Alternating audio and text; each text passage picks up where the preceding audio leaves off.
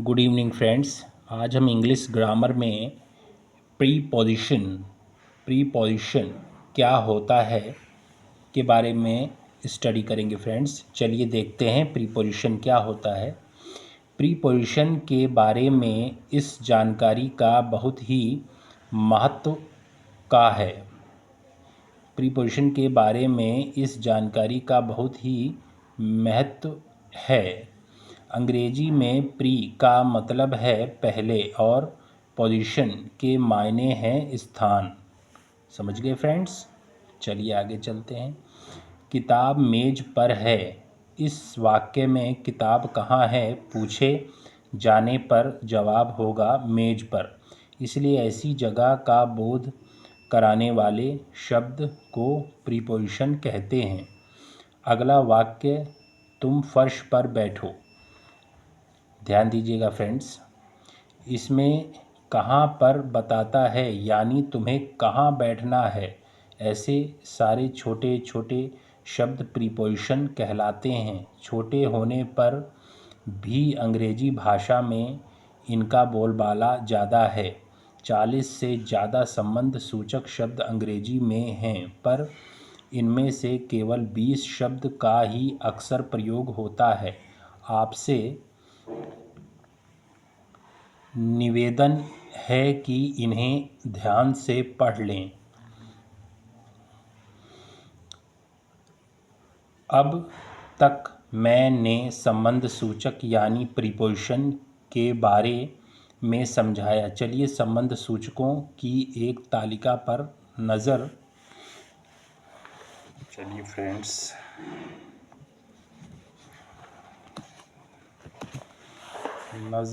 डालें। इसके ऊपर नज़र डालें, साथ में उनका अर्थ भी दिया गया है।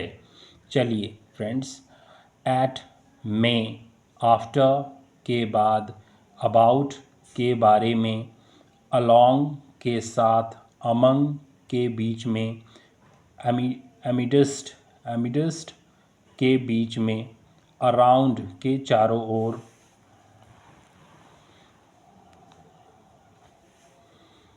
अगेंस्ट के खिलाफ, एज की तरह, अबव के ऊपर, बाय से, बिफोर के पहले, बिलो के नीचे, बिसाइड के पास, बिटवीन के बीच में,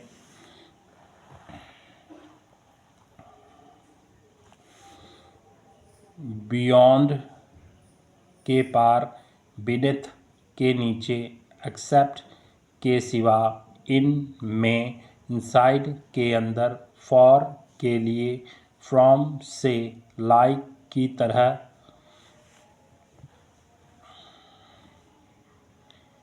ऑफ का, ऑन के ऊपर। चलिए फ्रेंड्स आगे देखते हैं।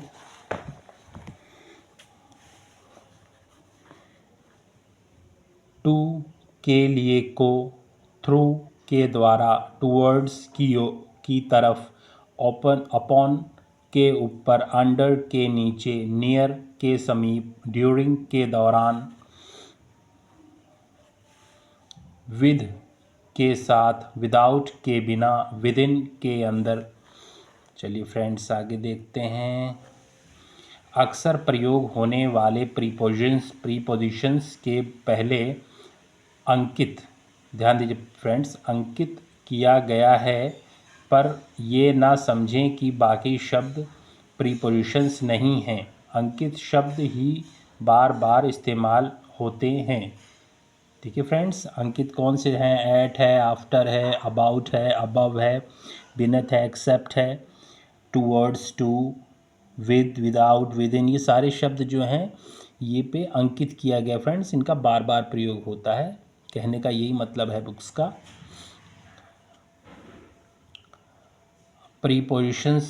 प्रीपोजिशन का प्रयोग कैसे करना है, पहले इनका उपयोग क्यों करना है, यह एक अलग ढंग से बताता हूँ।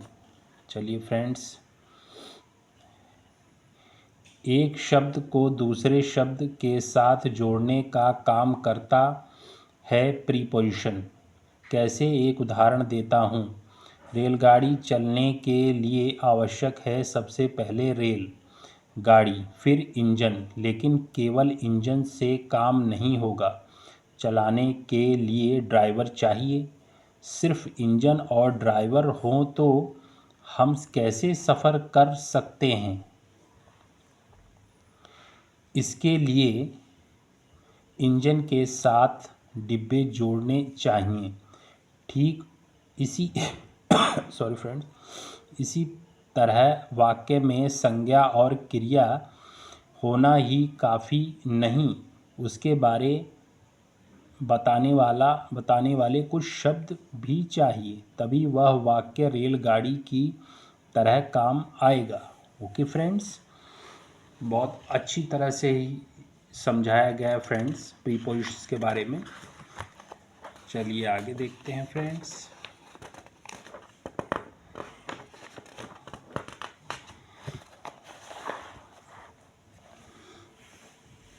उदाहरण देखिए फ्रेंड्स। फर्स्ट, मैं मिला, मैं राम से मिला। मैं राम से शाम को मिला। मैं राम से शाम को उसके दफ्तर में मिला। मैं राम से शाम को उसके दफ्तर में काम से मिला। ठीक है फ्रेंड्स, अब आगे देखते हैं। उदाहरण पर गौर किया आपने। पहला वाक्य है मैं मिला, इसमें इंजन और चालक हैं। इस वाक्य के साथ 2, 3, 4, 5 में अन्य शब्द जोड़े गए हैं। कौन से? चलिए देखते हैं फ्रेंड्स। राम से शाम को, दफ्तर में काम से। ओके फ्रेंड्स, आप सोचते होंगे कि कुछ अक्षरों के नीचे मैंने क्यों रेखा खींची है। अब इन छोटी रेखाओं को निकाल कर बाकी के शब्द लिखें। मैं मिला जोड़कर, राम शाम दफ्तर काम में मिला। कुछ समझ में आया? भला कैसे आएगा?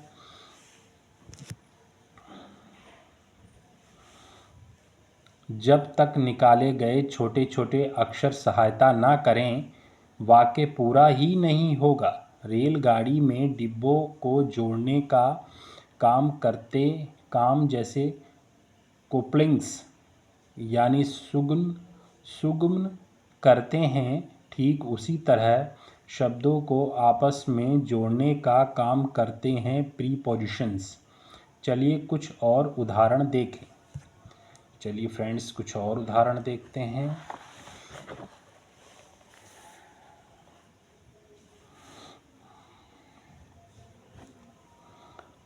ऑन द टेबल, मेज पर।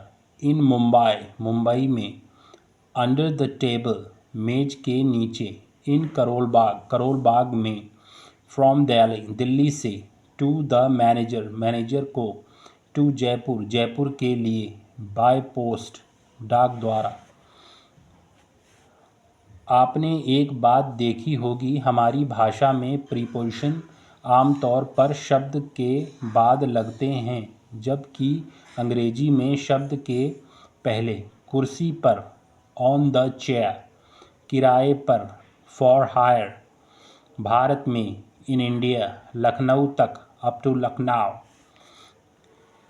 ओके फ्रेंड्स, अब हम यह देखेंगे कि किस स्थान पर कौन सा प्रीपोजिशन इस्तेमाल करना है।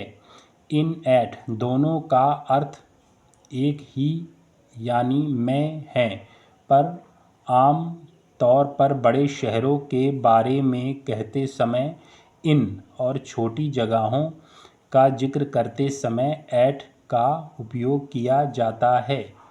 उदाहरण के लिए देखिए फ्रेंड्स। उदाहरण, इन पुणे में। एट शिवाजी नगर में। पुणे एक बड़ा शहर है, तो इन लगाया गया है। और शिवाजी नगर पुणे का एक हिस्सा है, इसलिए एट का इस्तेमाल करना है। इसे याद रखें। इसके अलावा कहाँ कहाँ इन, एट का प्रयोग करना है देखें। ठीक है फ्रेंड्स। आज के लिए फ्रेंड्स इतना काफ़ी है, क्योंकि वीडियो कुछ ज़्यादा लंबी हो जाएगी तो आप लोगों के लिए भी प्रॉब्लम होगी, क्योंकि थोड़ा थोड़ा करके करना ज़्यादा ठीक रहेगा फ्रेंड्स। तो आज के लिए इतना ही काफ़ी है फ्रेंड्स। कल हम इंग्लिश ग्रामर में प्रीपोजिशंस में आगे बढ़ेंगे और इन ऐट का प्रयोग करना है ये भी देखेंगे कैसे आगे करना है। बाकी इन ऐट और जो भी उदाहरण दिए गए फ्रेंड्स, इनको आप अच्छी तरह से वीडियो में आराम से 1-2 बार वीडियो देखिए, जिससे आपको अच्छी तरह से अंडरस्टैंडिंग हो जाए फ्रेंड्स। चलिए आज के लिए इतना काफ़ी है फ्रेंड्स। अगर आपको प्रीपोजिशन का लेसन अच्छा लगा हो तो चैनल को सब्सक्राइब कीजिए, बेल आइकन को प्रेस कीजिए। अगर कोई कमी रह गई हो मेरे पढ़ाने में तो उसको भी कमेंट बॉक्स में बताइए फ्रेंड्स। आपका दिन शुभ हो। धन्यवाद फ्रेंड्स।